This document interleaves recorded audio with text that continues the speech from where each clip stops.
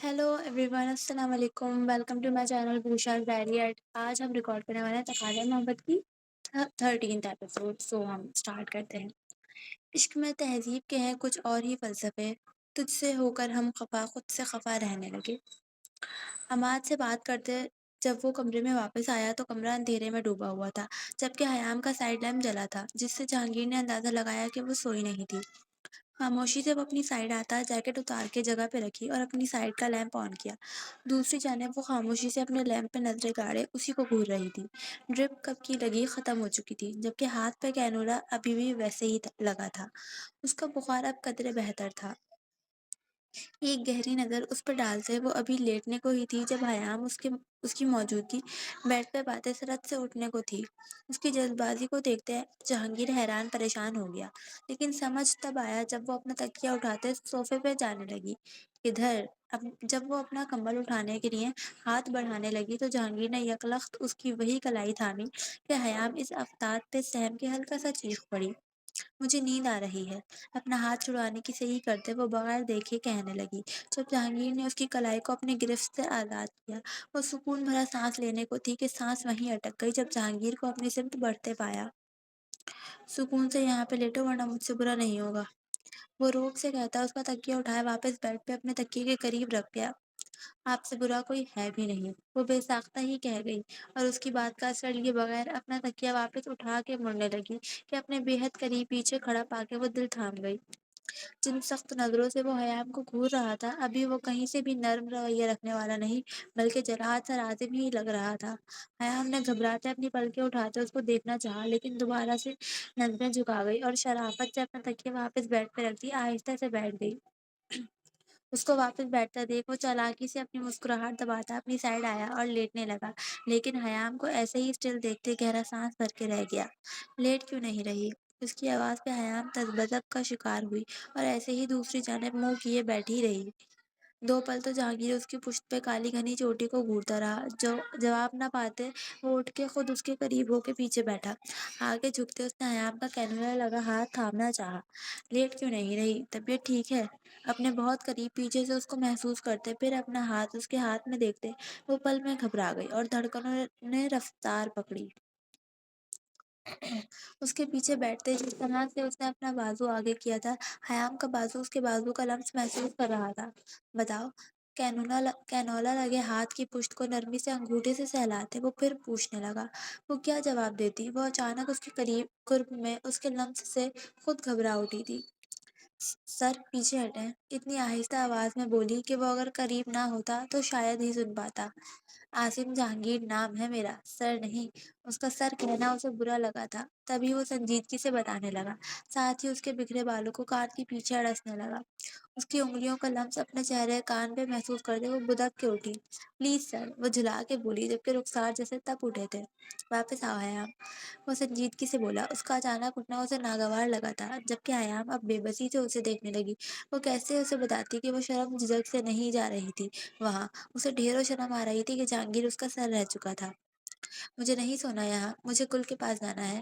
वो बच्चों की तरह जिद करती दरवाज़ा खोलने को थी जब जहांगीर फौरन उसकी तरफ आता ज़बरदस्ती उसको बेड पे लाया कि एक बार फिर हयाम को रोना आने लगा, जिसको उसने रोकने की बिल्कुल भी कोशिश ना की। इधर देखो, मेरी बात सुनो। उसको रोता देख वो नरमी से पुकारने लगा जब हयाम ने गुस्से से उसके हाथ झटके और हार मान की करवट लेती रोने का शोर फर मुकम्मल करने लगी। इधर देखो, जबरदस्ती उसका रुख अपनी जानिब करते वो जैसे वो बात करने पे उकसाने लगा। अब बताओ ऐसे बिहेव क्यों कर रही हो? उसका रुख अपनी तरफ करते वो नरमी से पूछने लगा, जबकि उसके सुकून से पूछे गए सवाल पे हयाम हैरत से उसे देखने लगी कि क्या वो अब ये भी पूछने वाला था कि क्यों बिहेव कर रही थी ऐसा। ओके, मैं जानता हूँ मैंने गलत किया, मुझे तुम्हें बताना चाहिए था कि मैं तुम्हें पहले से जानता हूँ, लेकिन तुम खुद बताओ कि मेरा तुम्हें पहुंच के बताना कि मैं तुम्हारे भाई का दोस्त हूँ, क्या ये अच्छा लगता नहीं ना?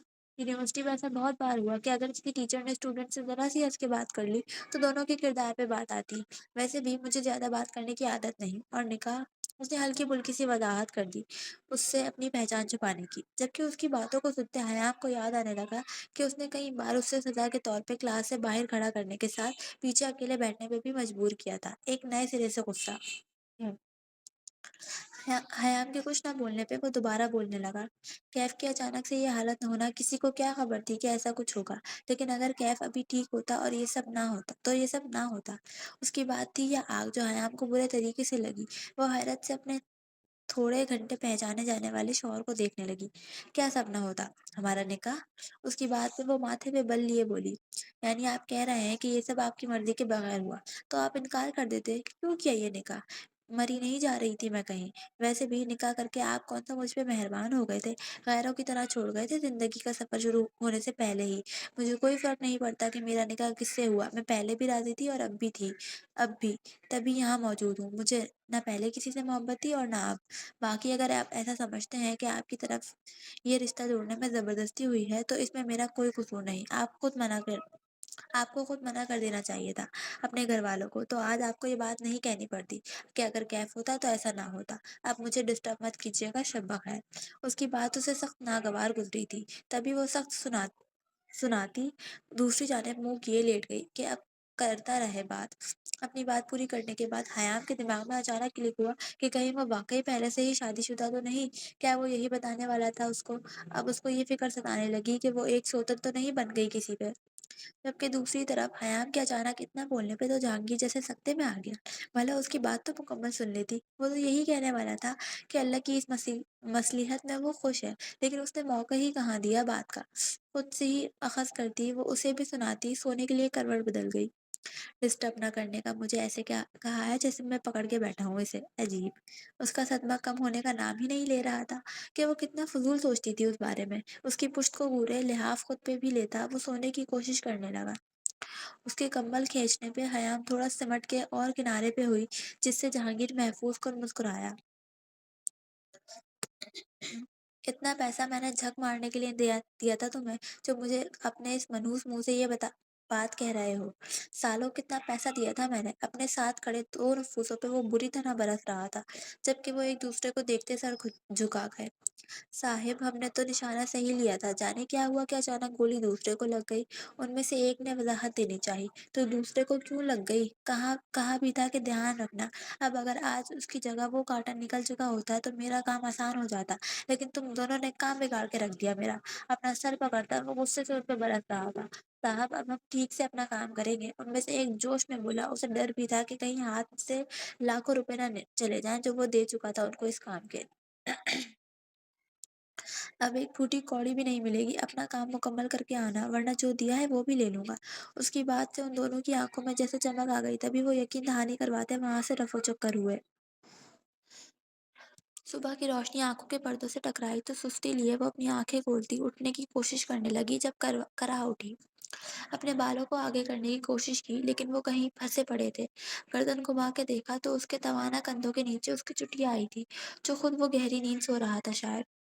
एहतियात से अपने बाल खींचते वो उठी और कबर्ड से अपना ड्रेस निकालती शावर लेने चली गई। तबीयत आज कुछ बेहतर महसूस कर रही थी, या शायद जहांगीर को रात को थोड़ा बहुत सुना के वो सुकून महसूस कर रही थी।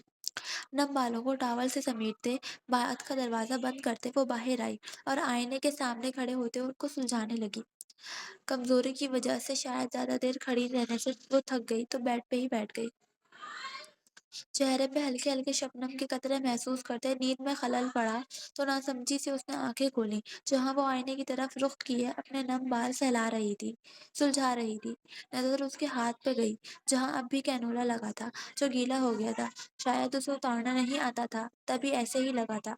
नींद तो उसे अभी भी आ रही थी, लेकिन टाइम देखते वो उठ गया कि बाद में फिर सो जाए। अभी कुछ दिन इधर ही था तो टेंशन फ्री था। कैसा महसूस हो रहा है? उठ के बैठता, वो कंबल में खुद को लपेटता, नरमी से पूछने लगा।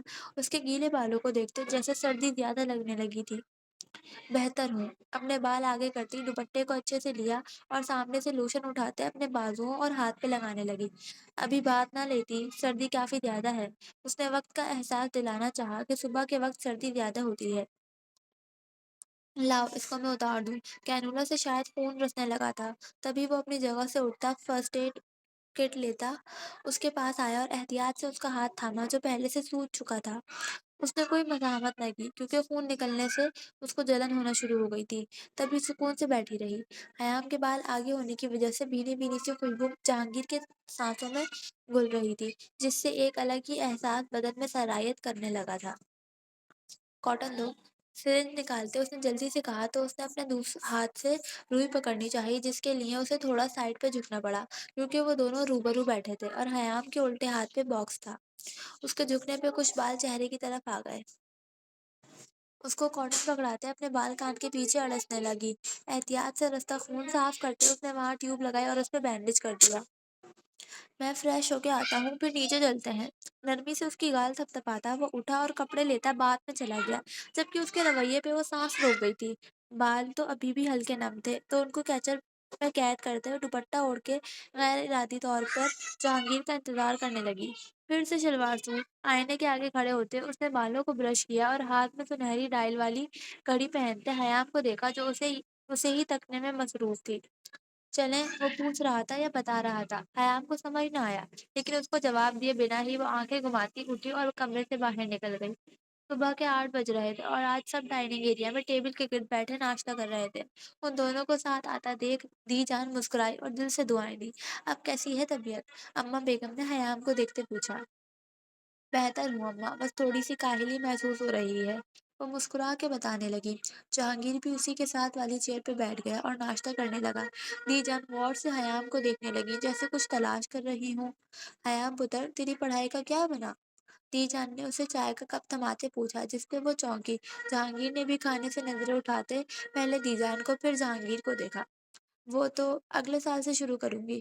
اسے سمجھ نہ آیا کہ کیا کہے کیونکہ اس کا تقریباً آدھا سیمسٹر تو گزر چکا تھا۔ اگر اب جاتی تو جو گزر گیا تھا اسے کور نہ کر پاتی۔ تب بھی اس نے فیصلہ لیا کہ وہ اگلے سال دوبارہ سے شروع کرے گی اگر ممکن ہوا تو۔ اگلے سال سے کیوں؟ تم تو پڑھ رہی تھی نا، پھر چھوڑنا کیوں؟ گل نے بھی بات میں حصہ لیا۔ ادھی، وہ آدھا سیمسٹر گزر گیا ہے تو اب جانے کا کوئی فائدہ نہیں، اسی لیے اگلے سال دوبارہ سے شروع کروں گی، وہ گل کو دیکھتی بتانے لگی۔ وہ چاہ کے بھی یہ نہیں کہہ سکتی تھی کہ کیسے چلی جاتی ان کو چھوڑ کے شہر، وہ بھی تب جب نہ اسے شوہر کا معلوم اور نہ ہی کیف کی طبیعت کا۔ تب تو وہ خود غرض کہلاتی۔ جہانگیر تمہاری ہیلپ کرے گا نا، سال تو ضائع نہ کرو اپنا۔ گل کو جیسے افسوس ہوا سن کے، تبھی وہ جہانگیر کی طرف اشارہ کرنے لگی، جس پہ وہ حیرت سے دیکھنے لگا کہ اس کا کیا تعلق اس سب سے۔ حیام نے بھی ناسمجھی سے دیکھا کہ وہ بھلا کیسے کر سکتا تھا اس کی مدد۔ ارے جہانگیر ہی تو تمہیں وہاں پڑھاتا ہے نا، تو اسے اچھے سے پتا ہوگا کہ کیسے تیاری کروانی ہے، فکر نہ کرو، اپنی پڑھائی کو جاری رکھو۔ گل نے جیسے مسئلے کا حل پیش کیا، جبکہ حیام اس کے مشورے کو سنتے ہونک بنی دیکھنے لگی کہ یہ کیا کہہ دیا ہے۔ دی جان اور باقیوں کے لیے بھی نئی بات تھی، تبھی وہ سب حیرت سے گل کو دیکھنے لگی۔ دی جان، جہانگیر ہی اس کو وہاں پڑھا رہا ہے؟ دی جان کی سوالیہ نظروں کو دیکھتے گل نے وضاحت دی، جس پہ سب سر ہلا گئی۔ یہ تو بہت اچھی بات ہوئی، سال ضائع نہ کرو، جہانگیر کے ساتھ ہی شہر میں رہ لیا کرو، پھر تمہیں ہم سے ملانے کے بہانے جہانگیر یہاں جلدی آ تو جایا کرے گا نا، تائی امی نے شرارت سے کہا، جس پہ حیام چاہ کے بھی مسکرا نہ پائی۔ یعنی وہ اس کے ساتھ اکیلے رہے گی؟ اسے تو رات کو اتنی گھبراہٹ ہو رہی تھی، کجا کے ایک گھر میں اکیلے وہ دو۔ نہیں، میں اگلے سال پڑھ لوں گی، وہ بامشکل مسکراتے کہنے لگی کہ سب نے ٹوک دیا کہ جب اچھی خاصی سہولت موجود ہے تو کیوں وہ دیر کرے پڑھائی میں۔ اس سب کے فیصلے کے بعد دی جان نے جہانگیر سے رائے چاہی۔ تمہاری وہاں موجود بیوی اور بچوں کو تو کوئی اعتراض نہیں نا ہمارے بہو کے وہاں جانے سے؟ دی جان نے جس انداز سے پوچھا، جہانگیر نے خفگی سے دیکھا، وہیں حیام نے حیرت سے سب کو دیکھا کہ کیا واقعی وہ ایک سوتن بننے جا رہی تھی۔ حد ہے دی جان، وہ سر نفی میں ہلاتا ہوا کہنے لگا کہ باقی خواتین ہنس دیں۔ مجھے گھر جانا ہے۔ ناشتے سے فارغ ہوتے وہ سب صحن میں بیٹھے دھوپ سیک رہے تھے جب حیام نے جھجک سے کہنا چاہا، لیکن ابھی تو تمہاری طبیعت بھی ٹھیک نہیں ہوئی۔ گل متفکر ہوئی۔ میں ٹھیک ہوں، دادی جان اور لالا سے ملنا ہے، وہ جیسے اصرار کرنے لگی۔ تھوڑے دنوں بعد میں خود لے جاؤں گا تمہیں، ابھی آرام کرو۔ کسی کے کچھ کہنے سے پہلے ہی جہانگیر خود بول اٹھا۔ اس کی بات میں وہ خاموش ہو گئی۔ تھوڑی دیر بعد اسے پھر سے تھکن سوار ہونے لگی تو وہ کمرے میں چلی آئی۔ ابھی وہ لیٹنے کا سوچ ہی رہی تھی جب جہانگیر بھی اس کے پیچھے کمرے میں داخل ہوا۔ آپ نے یہ کیوں کہا کہ بعد میں چھوڑ آئیں گے، جبکہ کل سب نے کہا تھا کہ جب میں ٹھیک ہو جاؤں گی تو اپنے گھر جا سکتی ہوں؟ اس کو دیکھتے ہی وہ پوچھنے لگی۔ ہاں، ایسے ہی کہا تھا، وہ متفق ہوا۔ تو منع کیوں کیا؟ کیا تمہاری طبیعت ٹھیک ہو گئی ہے؟ اس کے سوال پہ وہ گہری نظروں سے اسے دیکھتا پوچھنے لگا، جس پہ وہ گڑبڑا گئی۔ جی، میں ٹھیک ہوں۔ اس کی آنکھوں میں آنکھیں ڈالتی وہ تڑق کے بولی، جب وہ قدم با قدم چلتا اس کے قریب آنے لگا، دور دور رہ کے بات کریں۔ اس کو پاس آتے دیکھ وہ مضبوط لہجے میں غصہ کرتے کہنے لگی، دیکھیں سر، رکنے کے بجائے جب وہ مزید قریب ہوا تو حیام نظریں چراتی پیچھے ہونے لگی، لیکن ہائے رے قسمت، پیچھے بیٹھ تھا عاصم۔ ہوئے سکیڑتے جیسے وہ برا منہ بناتے ہوئے بولا، عاصم ہٹیں پیچھے، رستہ چھوڑیں میرا۔ اس کا نام ہکلاتے بولی اور سائڈ سے نکلنا چاہا جب وہ پھر رستے میں حائل ہوا۔ رات کو تمہیں کیا ہوا تھا جو مجھے سنا کے سکون سے سو گئی تھی؟ اس کی بات کو نظر انداز کرتا وہ رات والی بات یاد کروانے لگا۔ کچھ غلط نہیں کہا تھا میں نے؟ پھر سے جیسے وہ رات والی ہمت اپنے اندر لے آئی۔ غلط اس لیے نہیں تھا کیونکہ وہ تمہیں ٹھیک لگتا تھا، جبکہ تم نے میری بات تو سنی ہی نہیں تھی۔ اس کا ہاتھ تھامتے وہ نرمی سے کہنے لگا، حیام کو ابھی وہ کہیں سے بھی خلوص عاصم نہیں لگا تھا جو ہر وقت یونیورسٹی میں بن کے پھرتا رہتا تھا۔ اور آپ کی بات تھی کیا؟ بس یہی کہ ہمارا نکاح ایک حادثہ تھا؟ وہ چپتے لہجے میں گویا ہوئی کہ جہانگیر متبسم ہوا۔ حسین حادثہ؟ اس کی بات پہ ایمان لاتا وہ ذرا جھک کے گویا ہوا کہ حیام کی دھڑکنوں نے رفتار پکڑی، یعنی وہ اس نکاح سے خوش تھا، شاید بہت زیادہ خوش۔ سب جو کچھ ہوا اچانک ہوا، یقیناً ایسا کسی نے سوچا بھی نہیں ہوگا، لیکن ہماری زندگی کا جو بھی فیصلہ ہوا میں اس فیصلے سے خوش ہوں اور چاہتا ہوں کہ تم بھی خوش رہو۔ پچھلی جتنی بھی غلطیاں ہوئی میں معذرت چاہتا ہوں۔ میں وہ لمحہ واپس تو نہیں لا سکتا، لیکن تمہیں یقین ضرور دلاؤں گا کہ اس نکاح میں میری مرضی شامل ہے۔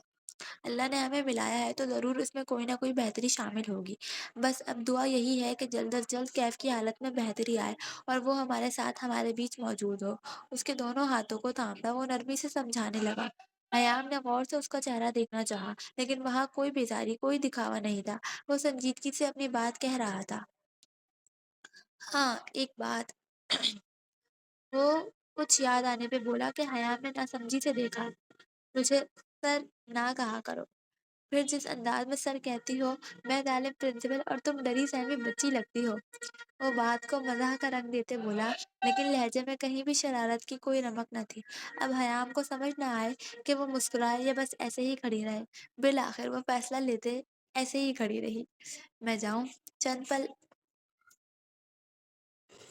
مسکرائے یا بس ایسے ہی کھڑے رہے۔ بالآخر وہ فیصلہ لیتی ایسے ہی کھڑی رہی۔ میں جاؤں؟ چند پل ایسے ہی کھڑے رہنے کے بعد وہ پوچھنے لگی، کیونکہ وہ جانے کن نظروں سے اسے دیکھ رہا تھا۔ اس کو لگا تھا کہ وہ کافی لمبی ہی ناراضگی دکھائے گی اسے، لیکن یہاں تو اس کی ناراضگی کو خاطر میں لائے بغیر اپنی بات ایسے کلیئر کر جاتا تھا کہ وہ آگے کچھ کہہ ہی نہ پاتی تھی۔ کدھر؟ اس کا لہجہ بدل گیا تھا، جس سے حیام کو مزید گھبراہٹ ہونے لگی۔ ہتھیلیاں پسینے سے نم ہوئی تو اس نے ہاتھ چھڑانے چاہے، لیکن ان پہ وہ گرفت مضبوط کر گیا۔ کتنی جلدی وہ اس کے قریب آ گیا تھا، سوچ کے ہی اس کو اپنی دھڑکنیں دماغ میں سنائی دینے لگی۔ تھک گئی ہوں۔ وہ جیسے ابھی رو دینے کو تھی، کیونکہ اس سے اب زیادہ دیر کھڑا بھی نہیں رہا جا رہا تھا۔ میں بھی۔ اس کے ماتھے سے ماتھا ٹکاتے مخمور لہجے میں بولا کہ حیام کی آنکھوں میں ٹھہری شبنم اب قطرہ قطرہ برسنے لگی۔ اپنے غموں کو بہنے دو، میرا سینہ اتنا وسعت رکھتا ہے کہ تمہارے غموں کا بوجھ سہ لے۔ بے اختیاری میں ہی اس کے سینے سے لگتی اپنا غم و غصہ سب بہانے لگی۔ آپ نے مجھے بہت تکلیف دی، اتنی باتیں سناتی تھیں مجھے یہاں کی سب عورتیں، سب مجھے منحوس کہتی تھیں۔ آپ کیوں گئے تھے؟ کیا میں ناقابل قبول تھی کہ نکاح کے بعد آپ نے مجھے ایک نظر بھی دیکھنا گوارا نہ کیا؟ کیا مجھ میں کوئی کمی تھی یا میں واقعی منحوس ہوں؟ کیا آپ کو اپنا آپ مجھ سے چھپانا پڑا؟ گلابی رخساروں کو گرم سیاہ سے تر کرتے وہ دل کی ساری باتیں اس کے گوشت گزارنے لگی کہ اس کی باتیں سنتے وہ واقعی حیرت کے سمندر میں ڈوب گیا۔ کیا وہ خود کو منحوس سمجھنا شروع ہو گئی تھی؟ ادھر دیکھو میری طرف، نکال دو سب ذہن سے، ایسا کچھ نہیں ہے۔ تم مجھے ہر حال میں قبول ہو، تم میں کوئی خامی نہیں ہے، تم جیسی ہو مجھے ہمیشہ سے عزیز ہو اور رہو گی۔ تمہیں اب کوئی کچھ نہیں کہے گا۔ اس کا چہرہ دونوں ہاتھوں میں تھامے وہ محبت سے پچکارنے لگا، جب اپنی بھیگی کالی پلکوں کو اٹھاتے اس کی آنکھوں میں دیکھنے لگی، جہاں جذبوں کا سمندر آباد تھا۔ آنکھوں کا تصادم ہوا تو دونوں طرف دھڑکنوں نے شور پکڑا، ایک جذبات کی رو میں بہکنے لگا تو دوسرا جو حیا سے کتراتے نظریں چرانے لگا۔ نرمی سے اپنے چہرے سے ہاتھ ہٹاتے وہ بیٹھ گئی اور آنسو صاف کرنے لگی۔ اس کے دور جانے پہ جہانگیر جیسے تڑپ اٹھا۔ سوری۔ اس کی گلابی لبوں سے ہلکی سی سرگوشی برآمد ہوئی، جس پہ وہ حیرت زدہ ہوا، جو اندازہ نہیں ہوا۔ یکایک اس کے رخساروں پہ سرخی گھلنے لگی اور پلکیں آرزو پہ سجدہ ریز ہو گئیں۔ وہ جیسے تھوڑی دیر پہلے کی اپنی کی گئی بے خودی پہ شرمندہ تھی، لیکن اس کے چہرے پہ قوس و قزح کے رنگ دیکھتا جہانگیر مبہوت رہ گیا۔ آرام کرو، میں عماد کے پاس جا رہا ہوں۔ اس کی شرم و حیا کو بھانپتا اسے آرام کرنے کی ہدایت دیتا، نرمی اور محبت سے اس کی روشن پیشانی کو اپنے نرم لمس بخشتا، اسے سکتے میں چھوڑ گیا۔ پیچھے وہ کافی دیر جیسے اس کے حصار میں مقید رہی۔ اسکول گیٹ پہ کھڑی وہ اپنے بابا کا انتظار کرتی، بینچ پہ بیٹھی پاؤں جھلا رہی تھی، جب گارڈ سے کوئی بات کرتا ہوا اس کے نزدیک آیا۔ ابھی گھر نہیں گئی آپ؟ اس کے پاس گھٹنوں کے بل بیٹھتا نرمی سے استفسار کرنے لگا، جس پہ دعا خاموشی سے اسے دیکھنے لگی۔ چاکلیٹ کھاؤ گی؟ اپنی جیکٹ کی پاکٹ سے چاکلیٹ نکالتا اسے مسکراتے پوچھنے لگا کہ دعا نے نفی میں سر ہلایا۔ اسے یاد آیا کہ اس کے بابا نے اسے سختی سے منع کیا تھا کسی سے بھی چیز لینے سے۔ کیوں؟ پہلے تو آپ لے لیتی تھی۔ وہ جیسے ناراض ہوا۔ بابا نے منع کیا ہے۔ معصومیت سے اس کو بتانے لگی، میرے ساتھ چلو گی؟ سیر کرنے جائیں گے پارک میں، وہاں جھولے بھی ہوں گے، پھر آپ بہت سی چیزیں بھی لے کے دوں گا۔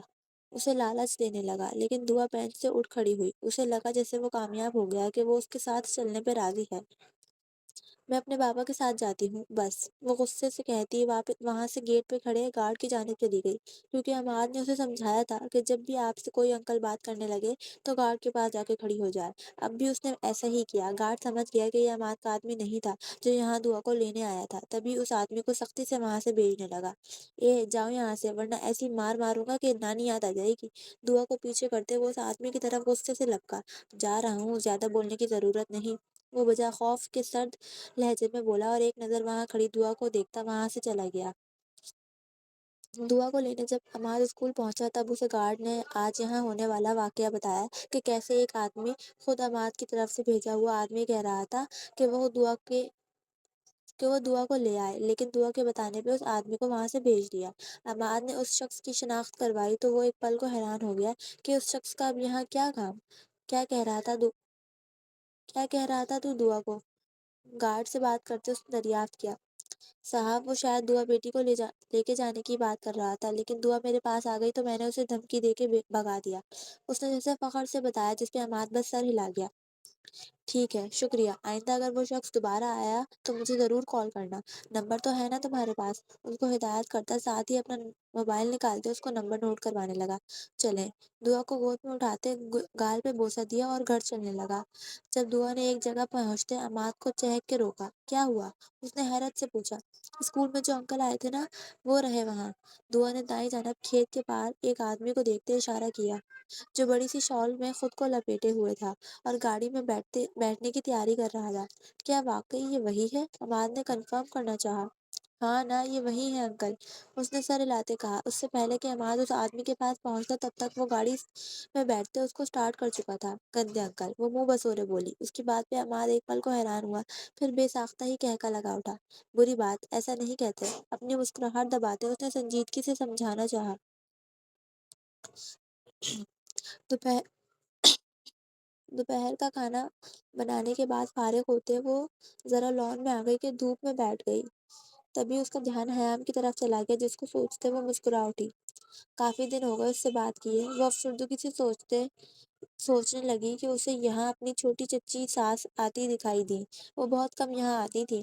صنم کو ان کی عادت اچھی لگتی تھی کہ وہ رکیہ چچی کی طرح اس کی ہر بات میں ٹوکتی یا نقص نہیں نکالتی تھی۔ ان کی بیٹی بھی یہاں کم ہی آتی تھی۔ السلام علیکم، اس کو لان میں بیٹھا دیکھ وہ ادھر ہی آ گئی۔ وعلیکم السلام، کیسی ہیں آپ؟ بہت دنوں بعد چکر لگایا آپ نے، وہ خوش اسلوبی سے کہتی ان کو چیئر پہ بیٹھنے کا اشارہ کرتے خود بھی بیٹھ گئی۔ میں ٹھیک ہوں، لیکن یہ شکوہ تم نہ ہی کرو مجھ سے تو اچھا ہے، تم کون سا میرے گھر آتی رہتی ہو، کبھی خود بھی زحمت کر لیا کرو میرے پاس آنے کی، انہوں نے ذرا خفگی سے کہا، جس پہ صنم ہلکا سا مسکرا کے سر جھکا گئی۔ جی انشاءاللہ، میں ضرور آؤں گی، ابھی فی الحال وہ حامی بھر گئی۔ چلو اچھا ہے، اعتصام نے کب آنا ہے؟ اب وہ اصل بات کی طرف آئیں، جس پہ صنم نے بتایا کہ رات کو 8-9 بجے تک۔ چچی صنم کو ہدایت کر گئی کہ جب اعتصام آئے تو اسے انفارم کر دے کہ وہ بلا رہی تھی، ان سے مل لے ایک بار۔ ابھی اسے تھوڑی دیر ہی گزری ہوگی جب اسے اعتصام کی گاڑی کا ہارن سنائی دیا۔ گارڈ کے گیٹ کھولنے پہ جب اس کی گاڑی کو اندر آتے دیکھا تو لب خود بخود مسکراہٹ میں ڈھل گئے، لیکن وہ مسکراہٹ تب مان پڑی جب اعتصام کے ساتھ اس کی وہی کزن کو باہر نکلتے دیکھا۔ بہت شکریہ اعتصام، میں تمہیں اس کے بدلے ایک زبردست قسم کا لنچ کرواؤں گی، وہ پرجوش سی کہتی ایک جتاتی ہوئی نظر صنم پہ ڈالتے وہاں سے روانہ ہوئی۔ وہ اصل میں الیگ تھلگ کے بعد جب ارتسام نے وضاحت کرنا چاہی دیبا کے بارے میں تو اس سے پہلے ہی صنم بول اٹھی۔ آج آپ جلدی آ گئے؟ اس کے لہجے میں کوئی اکتاہٹ کوئی طنز نہ تھا، وہ بس نارمل انداز میں اس سے پوچھ رہی تھی۔ ہاں بس یوں ہی، وہ پھر بتانے لگا جب ایک بار پھر سے صنم نے بات اچک لی۔ کھانا کھائیں گے آپ؟ ابھی بھی اس کے لہجے میں کوئی بیداریت نہیں تھی۔ ہاں ضرور۔ وہ سمجھ گیا تھا کہ صنم کو دیبا کا ذکر کرنا بالکل اچھا نہیں لگ رہا تھا، تبھی وہ بات بدل رہی تھی، لیکن ابھی وہ اس کو یہ کہہ کے ناراض نہیں کر سکتا تھا کہ وہ دیبا کے ساتھ لنچ پر آیا ہے، تبھی حامی بھر گیا۔ کھانا بہت مزے کا بنا ہے۔ وہ زیادہ تو نہ کھا پایا لیکن جتنا ہو سکا کھا چکا تھا۔ بہت شکریہ۔ اس کی تعریف میں وہ مسکرا کے گویا ہوئی اور پانی کا گلاس اس کو تھمانے لگی۔ کہاں جا رہی ہو؟ برتن سمیٹنے کے بعد بھی جب وہ اس کے پاس نہ بیٹھی تو ارتسام نے اس کی کلائی تھام کے پوچھا۔ ابھی بھی وہ ٹیبل کے گرد ہی بیٹھا تھا۔ کہیں نہیں، روم میں جا۔ ارتسام اس کو بتانے لگی تھی، وہ کمرے میں جانے لگی تھی کہ اس کا بیگ رکھ آئے، لیکن بات مکمل ہونے سے پہلے ہی ارتسام بے باک ہوتا اس کا ہاتھ پکڑتے اپنی گود میں بٹھا چکا تھا کہ صنم بوکھلا اٹھی اور شرم سے اس کو پیچھے ہٹاتے جانے لگی۔ جانے ارتسام، کیوں میرا نام لے کے میرے ساتھ ساتھ اپنے لیے بھی مشکل بناتی ہو؟ اس کے ہاتھ کو پکڑتے لبوں سے لگاتے شرم سے دوچار کر گیا۔ مزید اس میں بولنے کی سکت باقی نہ رہی۔ کیا کر رہے ہیں؟ جانے دیں مجھے۔ اپنے گرد اس کا حصار محسوس کرتے وہ بے بس ہوئی۔ روٹی بیوی کو منانے کی کوشش، چھوٹی سی اس کے بالوں سے بینڈ نکالتے سرگوشی کرنے لگا۔ میں کہاں ناراض ہوں؟ وہ حیرت زدہ ہوئی اور ارتسام کے ہاتھوں میں اپنے ہاتھ دیکھنے لگی۔ یہی تو بات ہے کہ تم ناراض نہیں ہو لیکن پھر بھی ناراضگی کا اظہار کر رہی ہو۔ اس کی سرپھری بات پہ صنم اسے گھور کے رہ گئی۔ خواہ اپنے سے بات نہ بنایا، مجھے جانے دے، کام ہے اور بھی۔ نروٹے پن سے کہتی اس کا حصار کھولنے کی کوشش کر رہی تھی۔ یہ کام تم مجھے دیکھ کے بھول کیوں نہیں جاتی؟ عجیب بات ہے کہ باقیوں کی بیویاں اپنے شوہروں کو دیکھ کے کام کاج بھول جاتی ہیں، اور یہاں ایک میری ہے جس کو اپنا شوہر دیکھ کر دن کے سارے کام یاد آ جاتے ہیں۔ آنکھیں دکھاتا وہ اس سے اپنائیت بھرا شکوہ کرنے لگا۔ آپ کا ہی کام کرنے جا رہی تھی میں، اور اب آپ مجھ سے شکوہ کر رہے ہیں؟ اس کے رخسار پہ ہلکی سی چپت لگاتے صنم نے روب سے کہا، جس پہ ارتسام ہنسنے لگا۔ دیبا کو میں خود کہیں نہیں لے کے جاتا، لیکن ایسی صورتحال بن جاتی ہے کہ مجھے اس کو لے کے جانا پڑتا ہے۔ سڑک پہ کھڑی لفٹ مانگ رہی تھی، اپنی گاڑی خراب کیے بیٹھی تھی وہاں۔ اب کیا یہ مجھے گوارا گزرتا کہ میں اپنے خاندان کی لڑکی کو ایسے سڑک پہ کھڑا رہنے دیتا؟ بس اسی لیے میں اپنی بہن کو ساتھ بٹھا لایا۔ اس کی ساری بات وہ خاموشی سے سنتی رہی۔ آخر پہ وہ ارتسام کا دیبا کو اپنی بہن کہنے پہ صنم نے بے ساختہ اپنی مسکراہٹ چھپائی۔ اچھی بات ہے، وہ بس اتنا ہی کہہ پائی، لیکن یہ اچھی بات نہیں کہ تم اپنی خاموش مسکراہٹ سے مجھ پہ اپنی ناراضگی جتاؤ۔ اس کے بازوؤں کو اپنی گردن کے گرد باندھتا وہ باور کروانے لگا کہ اب کی بار وہ کہکا لگا اٹھی۔ یہ بہت ہی اچھی بات ہے کہ آپ مجھے سمجھتے ہیں اور بغیر کہے میری بات کو جان جاتے ہیں۔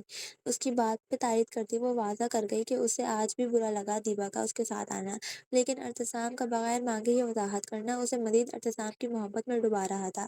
اب اس سے میں کیا سمجھوں؟ اپنے پیار کا اظہار صنم نے کھل کے اس کے رخسار پہ لب رکھتے کیا، جس پہ وہ شرارت سے پوچھنے لگا، یہی کہ اللہ نے آپ کو بہت حسین بیوی دی ہے جس کی آپ کو تعریف کرتے رہنا چاہیے؟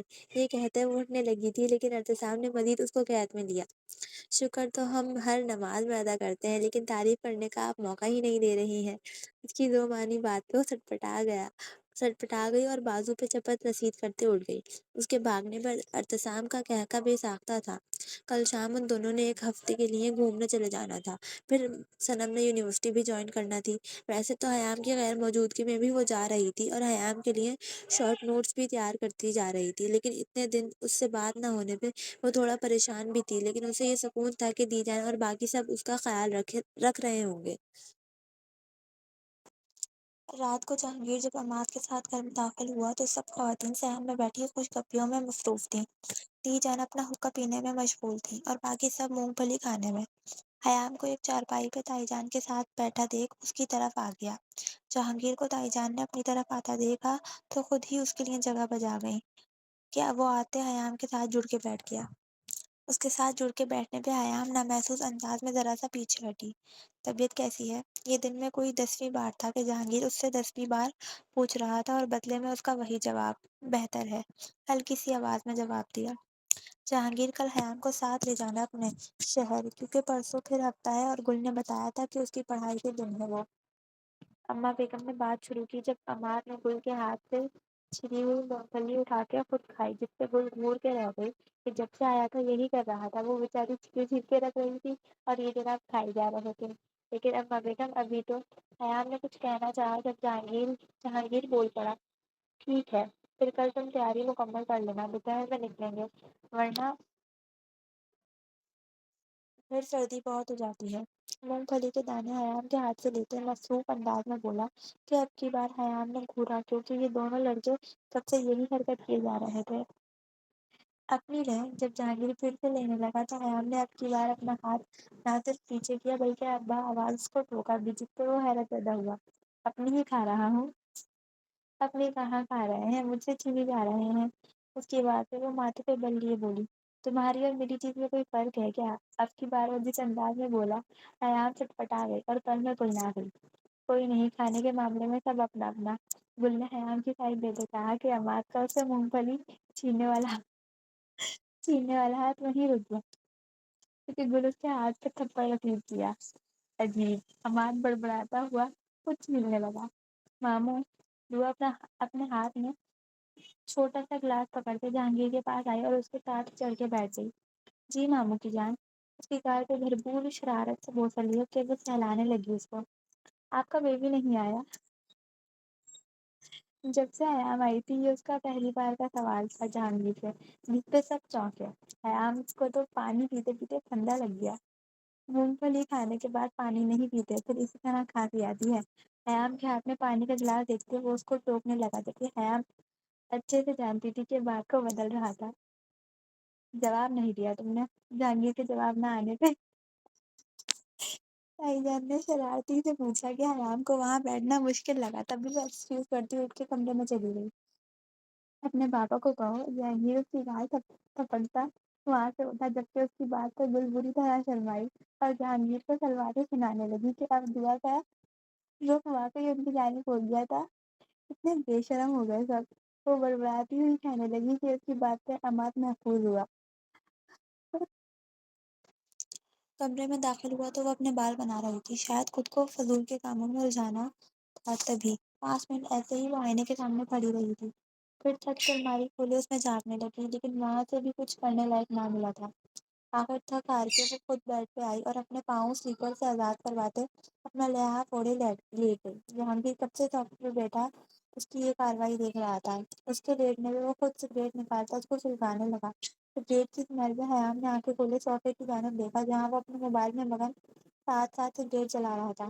حیام نے ٹھیک سوچا تھا کہ سگریٹ پیتا وہ واقعی ہینڈسم لگ رہا تھا، اس پہ یہ جچتا تھا، لیکن اسے حیرت تب ہوئی جب ایک کے بعد دوسری بھی وہ پینے لگا۔ اتنی نہ پیئے، کمرے میں سفوکیشن ہو جائے گی۔ اس کو دھواں اڑاتے دیکھ حیام نے ٹوکا، جس سے وہ چونک کے اس کی طرف دیکھنے لگا۔ اوہ، مجھے اندازہ ہی نہیں ہوا۔ سگریٹ پاؤں میں مسلتے وہ کمرے میں دھواں دیکھتا ہوا بولا۔ موبائل اپنی جگہ رکھتے کپڑے چینج کرنے چلا گیا۔ جب واپس آیا تو منہ تک کمبل تانے سونے کی تیاری میں تھی۔ اپنی سائڈ آتا کمرے کی لائٹ آف کرتے ابھی لیٹا ہی تھا کہ حیام تھوڑا کنارے کی طرف کھسکی، جس پہ نہ چاہتے ہوئے بھی جہانگیر کے لب متبسم ہوئے۔ میں کوئی موذی مرض نہیں ہوں جس سے تم دور بھاگتی ہو۔ جان بوجھ کے وہ اس کی طرف جھکتا ہوا سرگوشی کرتا کہنے لگا کہ اپنے قریب سے اس کی آواز سنتے ہوئے سختی سے آنکھیں میچ گئی۔ اس کے مزید کچھ نہ کہنے پہ جہانگیر مسکراتا سکون سے آنکھیں موند گیا۔ اب کل اس کو لے کے شہر جانا تھا اور ساتھ ہی کیف کی طرف بھی۔ آیا تو وہ یہاں 1 ہفتے کے لیے تھا، لیکن اب اس کو وہاں ضروری کام پڑ گئے تھے۔ ارادہ اس کا بھی نہیں تھا حیام کو لے جانے کا، لیکن حیام کو انکار کرتا دیکھ وہ خود جلدی سے حامی بھر گیا۔ شاید اب وہ اس کو اپنے پاس رکھنا چاہتا تھا، اپنے بے حد قریب۔ صبح ہوتے ہی حیام نے پیکنگ شروع کر دی۔ جب اما بیگم کے ساتھ تائی جان بھی اس کے کمرے میں داخل ہوئی، اس کو کپڑے رکھتا دیکھ وہ پاس آ کے جائزہ لینے لگی۔ جب اس میں عام سے چند سوٹ دیکھے تو دونوں کے ماتھے پہ سلوٹیں ابھری۔ یہ کیسے کپڑے لے کے جا رہی ہو؟ شادی کو 50 سال نہیں ہو گئے جو سادہ کپڑے پہنو گی۔ آؤ گل، یہ نکالو اور اس کے سارے بری کے جوڑے رکھو اندر۔ اس کو جھڑکتے انہوں نے گل کو اندر آتے دیکھ کہا، تائی جان وہاں میں کیسے پہنوں گی سب؟ وہ احتجاجاً بولی جب انہوں نے ٹوک دیا تھا، سب نئی دلہنیں یہی پہنتی ہیں شادی کے بعد، کوئی عام سا جوڑا نہیں، اور تم تو ویسے بھی حویلی کے بڑے پوتے کی بیوی ہو۔ اما بیگم اس بیگ سے کپڑے نکالتی ہوئی سختی سے بولی تو اس نے مدد طلب نظروں سے گل کو دیکھا۔ اما بیگم یونیورسٹی میں سادہ کپڑے ہی پہنتے ہیں۔ گل نے حیام کی شکل دیکھتے بات کرنا چاہی، جیسے بھی پہنے جائیں، اس کی ابھی شادی ہوئی ہے تو یہ بھی بہتر ہے اس کے لیے۔ اگر کسی نے پوچھا تو آرام سے بتا دے کہ شادی ہوئی ہے ابھی۔ اب کی بار تائی جان نے بھی اماں بیگم کی بات کی تائید کرتے حصہ لیا، جس پہ ایان ٹھنڈی آورتے رہ گئی۔ وہ پڑے وہ یہ کڑے ہر وقت پہنے رکھنا، اتارنے کی کوئی ضرورت نہیں ہے۔ اس کو ہاتھ میں وہی کڑے پہناتے انہوں نے سختی سے ہدایت کی جو دیجا نے رشتہ ہونے پہ پہنائے تھے۔ انہیں پہنتے حیام کے ذہن کی گوشے میں وہ یاد لہرائی جب قید کے نام پہ یہ پہنا رہے تھے۔ شادی کے بعد سے اس نے کبھی دوبارہ کہیں پہنے تھے، لیکن آج یہ سب وہ خود پہنا رہی تھی۔ میں یہ زیور وہاں ہر وقت تو نہیں پہن سکتی نا، یونیورسٹی میں جانا ہوتا ہے اماں بیگم، سمجھے نا۔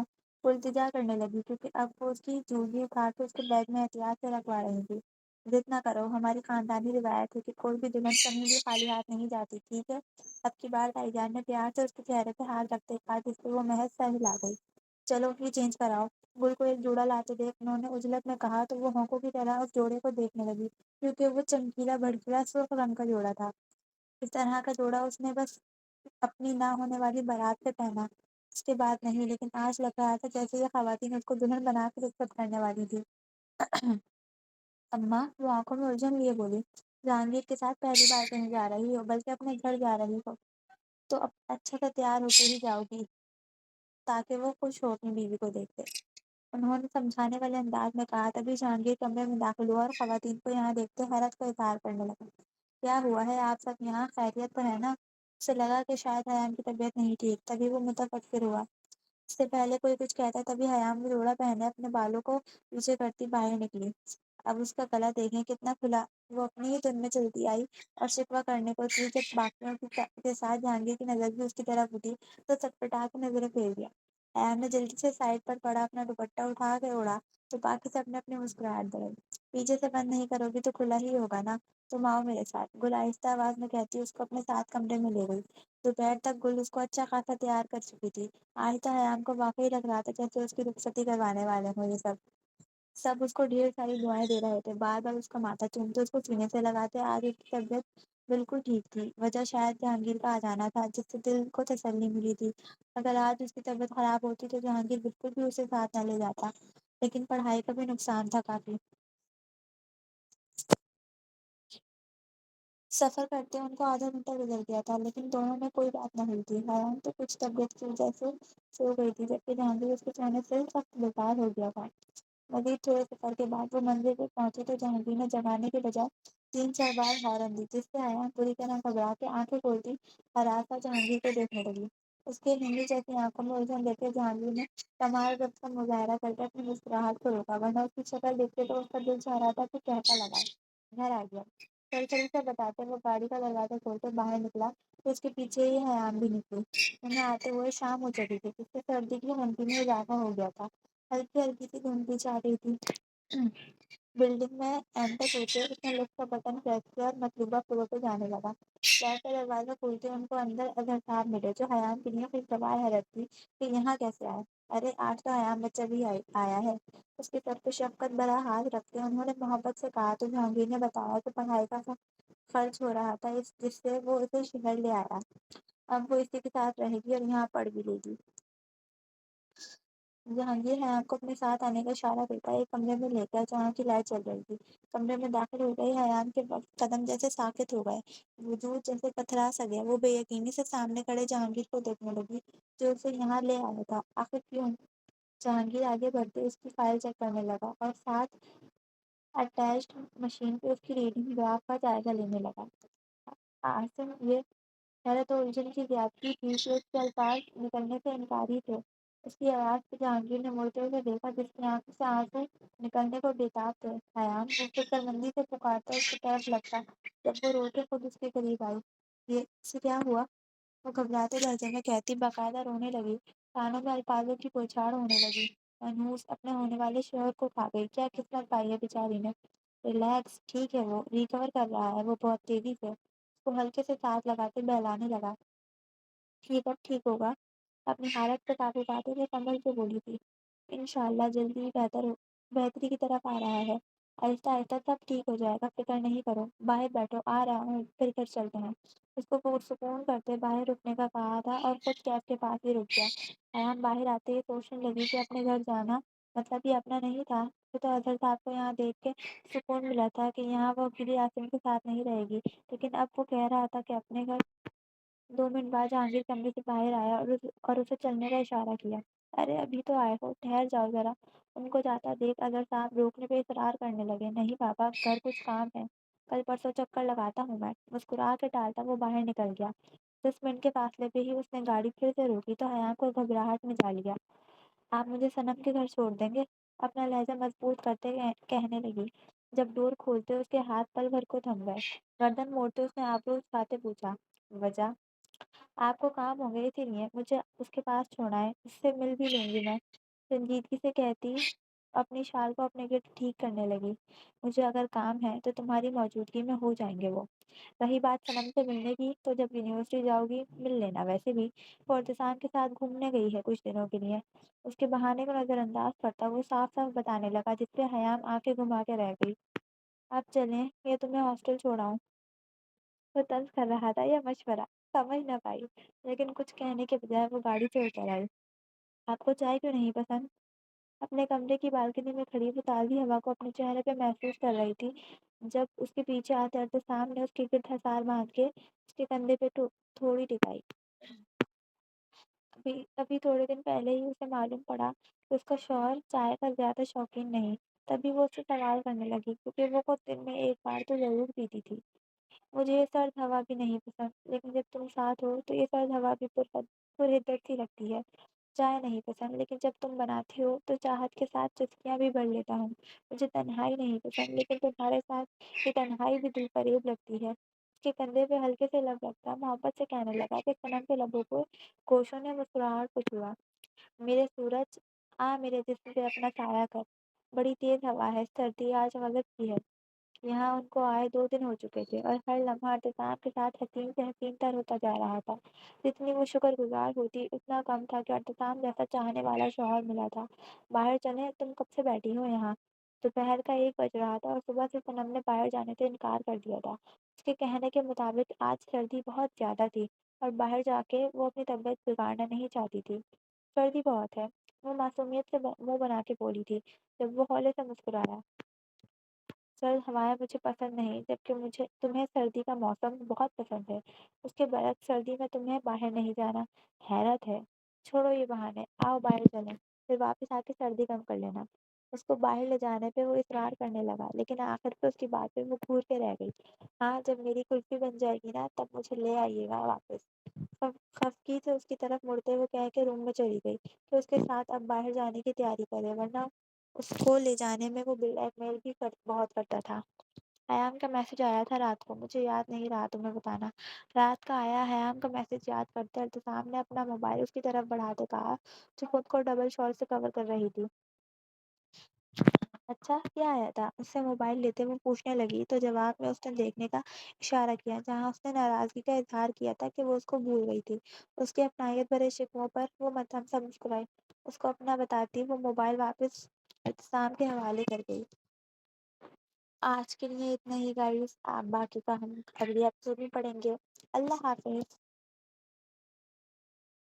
تو میں چینل بوشا ڈائری اینڈ آج ہم ریکارڈ کر رہے ہیں تقاضا محبت کی 14 ایپیسوڈ، تو اسٹارٹ کرتے ہیں۔ یہاں ایام تو آ گئی تھی، لیکن اس میں ہمت نہیں تھی کہ وہ عاصم جانوی کے ساتھ یونیورسٹی جاتی اور دوسروں کے سوالوں کا جواب دیتی۔ سب طرح طرح کے سوالات کرتے کہ وہ اس کے ساتھ کیوں آئی ہے۔ لڑکیاں تو ویسے بھی عاصم کو تاڑنے میں مصروف ہوتی تھیں اور جب اس کو ساتھ گاڑی سے نکلتے دیکھتی ہوں تو جانے کیا کیا کہہ ڈالتی ہوں۔ تبھی 2 دن سے پھر بیمار ہوئی بستر پہ لگی تھی۔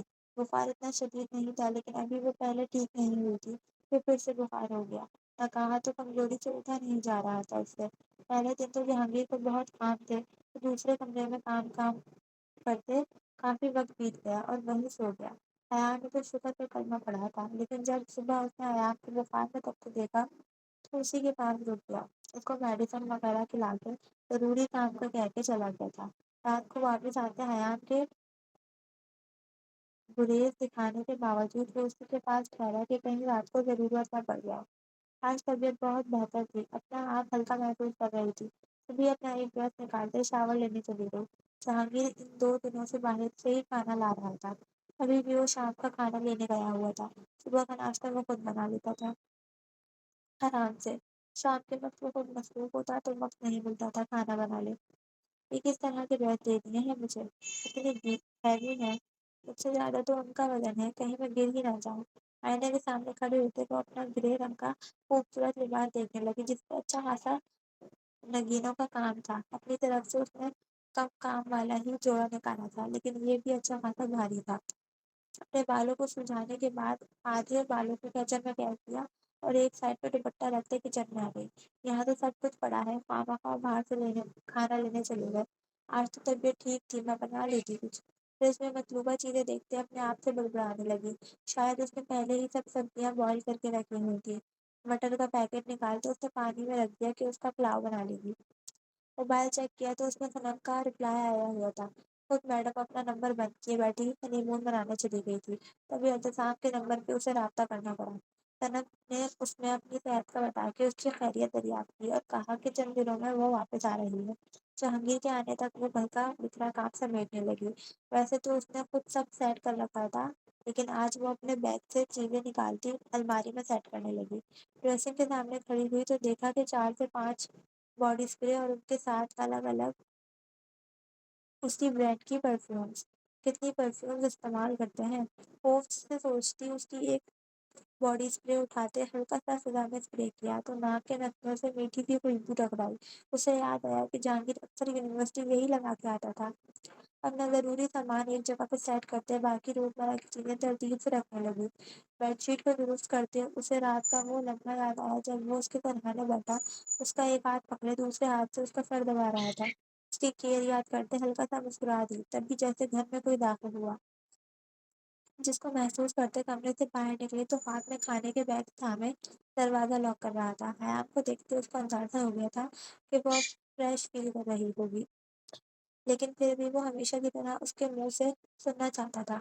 کیسی طبیعت ہے اب؟ ٹیبل پہ بیگ رکھے تھے، ساتھ ہی صوفے پہ بیٹھتے اپنے شوز اتارنے لگا۔ جی ٹھیک ہے، آپ مجھے بتا دیتے میں کھانا بنا لیتی ہوں۔ اب ہم روز ہی تو نہیں اتنا باہر سے کھانا کھاتے رہیں گے۔ ٹیبل سے کھانے کے بیگس پکڑتے وہ نارمل لہجے میں کہنے لگی تو جہانگیر نے ایک نظر اسے دیکھا جس کے بال تھوڑے آگے اور تھوڑے پیچھے پھیلے تھے، دوپٹہ اب بھی ایک سائڈ کندھے پہ تھا۔ میں کب کہہ رہا ہوں کہ روز باہر سے آیا کرے گا، کل تو بنا لیا کرنا، ناشتہ لنچ ڈنر۔ صوفے سے اٹھتے سلیپرز پہنتے وہ ہاتھ منہ دھونے چلا گیا۔ اس کی بات پہ حیام کا منہ بن گیا۔ اتنا تو کہہ ہی سکتا تھا کہ کوئی بات نہیں، تم آرام کرو، میں بنا لیا کروں گا کھانا۔ میں یونیورسٹی میں سیمینار ہے، میرے ساتھ چل رہی ہو یا نہیں؟ کھانے کے دوران حیام کو باہر دیکھے اس نے پوچھا تو حیام کے ذہن میں پھر سے بات آئی کہ سب اس سے کیسے سوالات کریں گے، تبھی وہ گھبراتی فوراً نفی پر لا گئی۔ نہیں، جب تک صنم نہیں آ جاتی میں نہیں جا رہی۔ خود کو سنبھالتے اس نے جواب دیا۔ کھانے سے نظریں ہٹاتا اس سے دیکھنے لگا جس کی نظریں کھانے پہ ہی جھکی ہوئی تھی۔ اگر تم کل جاؤ گی تو تمہارا پچھلا کور ہو جائے گا، سب کیونکہ وہ سب اسی سے ریلیٹ کرتا ہے۔ سرسری سے بتانے لگا کہ شاید وہ چلی جائے۔ نہیں، میں صنم کے ساتھ ہی جاؤں گی۔ وہ بات کو ٹالنا چاہتی تھی لیکن شاید جہانگیر نہیں چاہتا تھا، وہ اس کی کیفیت کو سمجھ چکا تھا۔ تبھی وہ اصرار کر رہا تھا کہ وہ کل جائے اور ایک بار ہمت دکھائے۔ جہاں تک مجھے یاد ہے تم سیمینار میں صنم کے ساتھ نہیں جاتی تھی، اکیلی ہی ہوتی تھی۔ ایک زبردست موقع ہے کہ تم اپنے نقصان کور کر لو گی۔ کھانا ختم کرتا وہ سنجیدگی سے کہتا، آخر میں ہلکا سا مسکرایا۔ حیام کو اس کی مسکراہٹ چالاک لگی، جیسے وہ چالاکی دکھا رہا ہو۔ برتن سمیٹتے ہوئے جہانگیر بھی اس کے ساتھ کچن میں مدد کروانے آ گیا۔ چھوٹی موٹی چیزیں سمیٹی تھی اور حیام نے اتنی دیر میں برتن دھو دیے تھے۔ صبح 10 بجے سیمینار ہے اور 9 بجے میری کلاس ہے، تو 9 بجے تک ہم چلے جائیں گے۔ تب تک تم میرے کیبن میں بیٹھ جانا، پھر میں لے جاؤں گا۔ جہانگیر سونے کے لیے چینج کر کے واپس آیا تو حیام کو مخاطب ہوتے کہنے لگا، جی ٹھیک ہے۔ اس نے بددلی سے کہا کہ اب وہ اس کے کیبن میں بھی بیٹھ کے اس کا انتظار کرے گی۔ جس چیز سے وہ بھاگنا چاہ رہی تھی، عاصم جہانگیر کی پوری کوشش تھی کہ وہ بچ نہ پائے اس سے۔ میرے کچھ ڈریسز ہاسٹل میں موجود ہیں، یہ سب پہن کے میں سو نہیں پاؤں گی، پھر وہ بھی لانے ہیں۔ اپنے بالوں کو بیگ میں قید کرتے اپنی الجھن بتائی۔ ٹھیک ہے، کل واپسی پہ شاپنگ کر لیں گے، تم اپنی ضروریات کا باقی سامان بھی لے لینا۔ بات کرتے وہ جہانگیر کے پاس ہی کھڑی تھی تو اس کا ہاتھ تھامتے بات کرتے وہ جہاں بات کرتے وہ جہانگیر کے پاس ہی کھڑی تھی تو اس کا ہاتھ تھامتے اپنے سامنے بیٹھاتے ہوئے اس کے بالوں کو بینڈ سے آزاد کر دیا۔ تمہیں معلوم ہے تمہارے بال بہت خوبصورت ہیں۔ اس کے بالوں کو آگے کرتے وہ مخمول لہجے میں بولا کہ اچانک اس کے بدلے لہجے سے اس کا دل زوروں سے دھڑکا۔ اس کے ہاتھوں کی حرکت دیکھتی وہ اپنے آپ میں سمٹی تھی جیسے۔ کبٹ سے میرا کوئی ٹراؤزر شرٹ نکال کے آج کے لیے پہن لو، پھر کل شاپنگ پہ جائیں گے۔ اس کے سرخ رخسار اسے شوق سی جسارت کرنے پہ مجبور کر رہے تھے، لیکن وہ ضبط کر گیا۔ آپ کا نکال کے پہنوں میں؟ وہ حیرت سے اپنی آنکھیں پھیلاتے پوچھنے لگی۔ مجھے کوئی اعتراض نہیں، ایسے ہی سو جاؤ۔ غیر ارادی طور پہ حیام کو کسی رومانی جملے کا انتظار تھا، لیکن نہیں، یہاں جناب کو کس رومانس کے کیڑے نے کاٹ لینا تھا۔ اپنی سوچ پہ خود ہی ہلکا سا ہنستی اٹھی اور اس کے کہنے کے مطابق اس کی کوئی شرٹ اور ٹراؤزر نکال کے چینج کرنے چلی گئی۔ آہستہ آہستہ وہ خود کو سمجھانا شروع ہو گئی تھی کہ وہ اب اس کا شوہر ہے تو اس سے کترانا بند کر دے، اس سے کھل کے بات کرنے کی کوشش کیا کرے، جو جہانگیر اپنی طرف سے پوری کوشش کرتا تھا۔ شاید یہ اجنبیت کی دیوار جہانگیر کو ہی گرانی تھی، تبھی وہ ہر طرح سے اس سے نارمل رویہ اختیار کیے ہوئے تھا تاکہ حیام ایزی فیل کرے۔ ابھی وہ جب چینج کر کے آئی تو جہانگیر کو پتا تھا کہ ایسے وہ سامنے نہیں آئے گی، تبھی کمرے کی لائٹ وہ بند کر کے سونے کے لیے اوپر لحاف اوڑھے لیٹ چکا تھا۔ توقع کے مطابق حیام لائٹ بند دیکھتی آرام سے چلتی اپنی جگہ پہ آتے لیٹ گئی۔ چلو آؤ۔ پہنچتے پارکنگ میں گاڑی روکتے جہانگیر نے کہا تو حیام چونکی کہ وہ کیسے اس کے ساتھ باہر نکلے۔ عاصم، اس نے جھجکتے پکارا۔ آپ پہلے جائیں، میں بعد میں آتی ہوں، یا میں پہلے چلی جاتی ہوں پھر آپ آئیے گا، ایسے آسانی ہوگی، اور میں لائبریری چلی جاؤں گی، آپ مجھے کال کر لیے گا، میں آ جاؤں گی۔ وہ اپنا چھوٹا سا پلان اس کی گوش گزارنے لگی، جس پہ جہانگیر ہونک بنا اس کو دیکھنے لگا کہ کیا ہو گیا ہے اسے۔ وجہ؟ میرے ساتھ جانے میں کیا مسئلہ ہے تمہیں؟ جہانگیر نے ہلکی سی ماتھے پہ شکن لیے پوچھا، جس پہ وہ آنکھیں گھما کے رہ گئی تھی۔ اگر کسی نے کچھ پوچھا تو جواب دیجیے گا خود ہی، وہ تڑق کے بولی اور اپنی سائیکل کا ڈور کھولتے نکل گئی۔ آج اس نے رائل بلو کلر کا خوبصورت سا جوڑا پہنا تھا جس پہ ہلکی سی باریک سی کڑھائی ہوئی تھی۔ اس کے علاوہ اس نے کوئی تیاری نہیں کی تھی، لیکن وہ پھر بھی نئی نئی شادی شدہ لگ رہی تھی۔ ماحول پہ مزید آگ جہانگیر کے پہنے ڈریس نے لگا دی جب وہ کمرے میں بلو شرٹ کے ساتھ بلیک پینٹ پہنے داخل ہوا۔ حیام کا تو پارا ہی ہائی ہو گیا۔ اب اس کو یقین ہو چلا تھا کہ عاصم جہانگیر جان بوجھ کے یہ سب کر رہا تھا تاکہ اگر کسی کو نہ بھی معلوم ہو تو ان کی ڈریسنگ دیکھ کے سب کو ہو جائے۔ سر پہ زبردستی دوپٹہ سیٹ کیے وہ جہانگیر سے فاصلہ بنا کے چل رہی تھی، جبکہ وہ قدم بقدم اس کے قریب ہی آتا جا رہا تھا۔ آپ تھوڑا دور رہ کے نہیں چل سکتے، سب دیکھ رہے ہیں۔ حیام کو اندازہ تھا کہ بہت سے اسٹوڈنٹس نے اسے جہانگیری گاڑی سے اترتے دیکھ لیا تھا اور اب بھی شک کی نگاہ سے دیکھ رہے تھے۔ تبھی وہ اس کی جانب گردن موڑتے ہوئے ہونٹوں پہ زبردستی کی مسکان سجائے ٹوکنے لگی، جس پہ عاصم جہانگیر نے مشکل سے اپنی مسکراہٹ کو چھپایا۔ ارے حیام، کیسی ہو؟ اتنی دیر بعد دیکھ رہی ہوں تمہیں، اور تم سر عاصم کے ساتھ کیوں آئی ہو؟ سونے پہ سہاگا یہ ہوا کہ اس کی ایک کلاس فیلو اس سے ملنے آ گئی، یقیناً وہ بھی دیکھ چکی تھی۔ وعلیکم السلام، میں ٹھیک ہوں، ہاں بس کچھ طبیعت نہیں ٹھیک تھی۔ حیام مسکرا کے اسی کے ساتھ چلنے لگی۔ حیام کی یہ کلاس فیلو نادیہ بھی ہر سیمینار میں شرکت کرتی تھی۔ یہ ان لڑکیوں میں سے تھی جو ہوائی فائرنگ کی طرح بات کو ہوا میں اچھالتی تھی کہ اس کی گونج ہر طرف ہوتی تھی۔ سر عاصم کے ساتھ کیوں آئی ہو؟ اس کی سوئی ابھی بھی وہیں اٹکی تھی، جس سے حیام کو کوفت ہونے لگی، جبکہ ان کے پیچھے ہی آہستہ سے قدم لیتا جہانگیر بظاہر اپنے موبائل میں بزی نظر آ رہا تھا، لیکن دھیان اس کا ان کی باتوں کی طرف ہی تھا۔ وہ میری گاڑی رستے میں خراب ہو گئی تھی سر نے مجھے لفٹ دے دی، وہ مروتاً مسکراتے ہوئے بتانے لگی کہ اب وہ اسی شک کے نظروں سے دیکھنے لگی۔ میں چلتا ہوں، تم آ جانا فری ہو کے۔ ابھی وہ سامنے کھڑی نادیہ کو اپنے خیالوں میں مارنے ہی والی تھی کہ اس کو جہانگیر کی آواز سنائی دی، جس پہ حیام کے ساتھ ساتھ نادیہ فائر بھی چونکی۔ تمہیں کیوں ایسا کہہ رہے ہیں؟ وہ اب کی بار وہ معنی خیز مسکراہٹ سے پوچھنے لگی کہ حیام چاہ کے بھی اپنے لبوں کے گوشوں میں مسکراہٹ نہ لا پائی۔ نوٹس لینے تھے کچھ، تبھی وہ اتنا کہہ کے بنا اس کی مزید کوئی بات سنے وہ لائبریری کی طرف چل دی اور جہانگیر کو دل ہی دل میں مارنے کا پلان بنانے لگی۔ یعنی حد ہے، جان بوجھ کے وہ سب کر رہا تھا۔ میں ویٹ کر رہا ہوں، آ جاؤ۔ लाइब्रेरी में बैठे उसे 1 घंटा हो गया था जब जहांगीर का मैसेज वसूल हुआ। मैसेज को पढ़ते उसने रूम नंबर पूछा जिस पे जहांगीर ने बताया कि उसके ऑफिस रूम में आए। वजह पूछने पे जहांगीर ने कहा कि ऐसे ही वो साथ चलते हैं, जिस पे हयाम को तब चढ़ गई। मज़ीद कोई बात किए वो खुद ही सीढ़ियाँ चढ़ती वही पुराने वाले रूम में गई, लेकिन वहाँ नहीं हो रही थी। दूसरे लोगों से पूछती वो मतलूबा रूम में पहुँच गई तो सुख का साँस लिया। चौथी लाइन में जाके उसने नशिस्त सँभाली। तकरीबन हॉल सारा भर चुका था और सेमिनार शुरू होने वाला था, जब अचानक कोई उसके बराबर वाली खाली सीट पे आके बैठा। गर्दन घुमाई तो वो जहांगीर था। उसको देखते हयाम को अपना वो दिन याद आ गया जब वो पहली बार सेमिनार लेने आई थी। तब भी जहांगीर इसी तरह उसके साथ बैठा था, लेकिन तब वो सर था, आज शौहर। ये क्या कर रहे हैं आप? हाथ छोड़ें। सामने मल्टीमीडिया जब ऑन किया गया तो लाइट्स ऑफ हुई थी। तभी हयाम का हाथ जहांगीर की गिरफ्त में आया, जिस पे वो बौखलाते हाथ छुड़ाने लगी। आज तो जैसे उसके रंग ही निराले थे। रिलैक्स, वो नॉर्मल बोला था। उसके बरक्स हयाम एबनॉर्मल हुई थी। आसिम, कोई देख लेगा, वो बात रखने लगी। हयाम ने एहतियातन अपनी नजरें इधर उधर घुमाई कि कहीं कोई देख तो नहीं रहा, लेकिन नादिया जो उन्हीं के लाइन में बैठी थी वो दोनों को घूर के देख रही थी। उसके देखने पे हयाम के औसान खता हो गए और अपने अंदर हिम्मत पैदा करती झटके से हाथ छुड़ाती बैठी। वो जो उसकी ड्रिप लगने की वजह से सूजन पे हल्के से अंगूठा फेर रहा था, अचानक से हाथ छुड़ाने पे हैरान हुआ। प्लीज, वो हमें देख रही है, वो इल्तिजाया बोली। तो जहांगीर ने एक नजर दाईं बाईं देखा तो उसे भी नादिया नजर आई। देख तो वो अभी भी रही थी, लेकिन जहांगीर की सर्द नजरों से घूरने पे और सवालिया आबरू उचकाने पे वो मुस्कुराती नफी में सिर हिला के सामने देखने लगी। सामने देखते वो चालाकी से मुस्कुराई, यानी यकीनन उसको नया टॉपिक मिल गया था। ज़ोफ़ा कहाँ है? और दादी जान? घर में दाखिल होते ज़ोफ़ा की गैर मौजूदगी को महसूस करते वो मुलाज़िम से पूछने लगा, जिस पे उसने बताया कि वो दादी जान के साथ पड़ोस में किसी की इयादत करने गई हुई है। ठीक है, जब आए तो उसे कमरे में भेजना, मुझे काम है कुछ। इतना कह के वो कमरे में चला गया। 3 दिन से वो कराची गया हुआ था काम के सिलसिले में, और आज अभी सुबह घर वापसी हुई थी उसकी। दादी जान और ज़ोफ़ा दोनों को ना पाते वो हैरान हुआ था।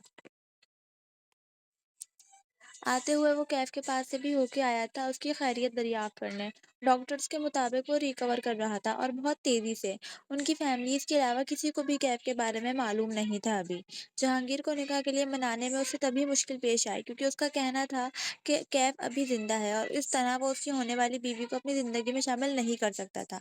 अजहर साहब और दादा जान के समझाने के बाद वो माना था और राजी हुआ था निकाह के लिए। उसको यकीन था कि वो हयाम का अच्छे से ख्याल रखेगा, क्योंकि जहांगीर रिश्तों की कदर करना जानता था। लेकिन उस दिन हयाम की हालत और उसकी जिद देखते अरफान अपने गुस्से पे काबू ना कर पाया था, और वहां से वापसी पे वो जहांगीर की अच्छी क्लास लेके आया था।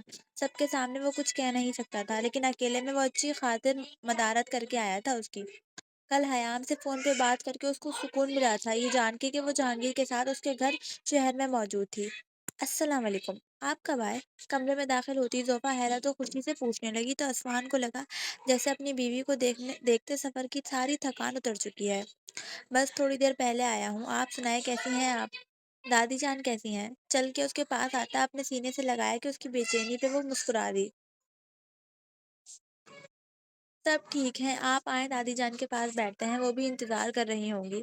उससे अलग होती वो मसरूर सी कहने लगी। इतने दिनों बाद वो आसमान को देख रही थी, तो दिल जैसे खुद पुरसुकून हो गया था।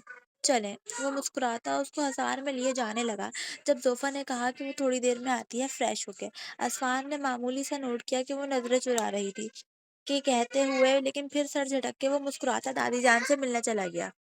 असमान के जाने के बाद रोफा अपनी शॉल उतारती हुई हाथ में मौजूद चीज को देखने लगी जहाँ पे एक नंबर लिखा था।